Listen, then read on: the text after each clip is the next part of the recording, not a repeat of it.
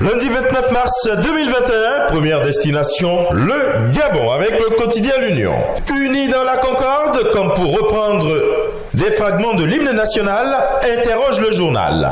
Les premières réactions sur les réseaux sociaux autour des modifications à venir sur le Code civil semblent être allées dans tous les sens, se partageant entre franche hostilité et approbation tiède, en donnant le ton d'un débat qui mérite pourtant de se tenir sans passion excessive, en prenant le temps de parcourir, pour mieux les comprendre, l'ensemble des dispositions soumises à réforme, pour autant qu'elles visent à maintenir l'harmonie au sein des foyers.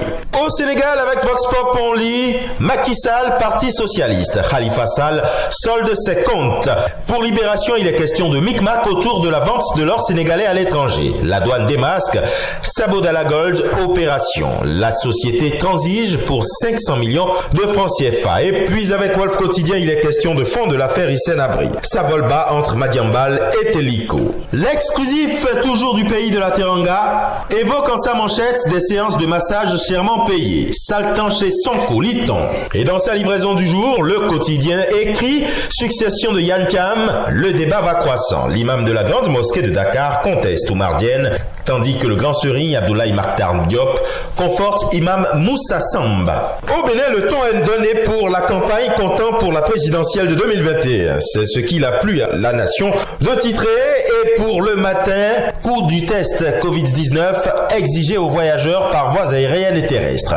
Le journal propose dans ses colonnes les nouvelles mesures dans l'UEMOA. Des mesures qui susciteraient désarroi, joie et allégresse de quelques passagers. Au Togo voisin avec Togo Matin, Génération Égalité 25 ans après Beijing, le Togo à l'origine d'une initiative d'envergure internationale en faveur du genre.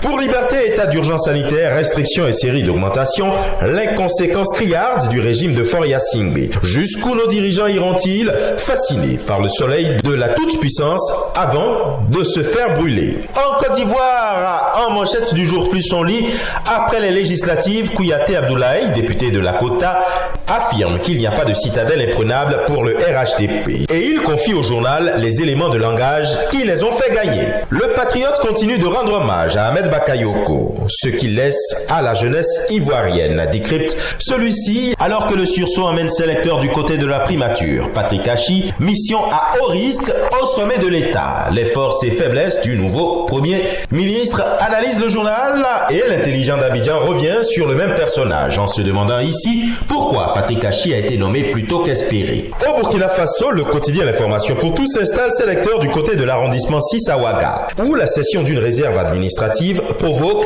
la colère des riverains. Et enfin du côté du Royaume du Nord, avec le quotidien marocain Le Matin, réunion de suivi de l'état d'avancement de la campagne agricole actuelle. Une bonne campagne 2020-2021 en perspective à la faveur d'une pluviométrie idéalement répartie dans le temps.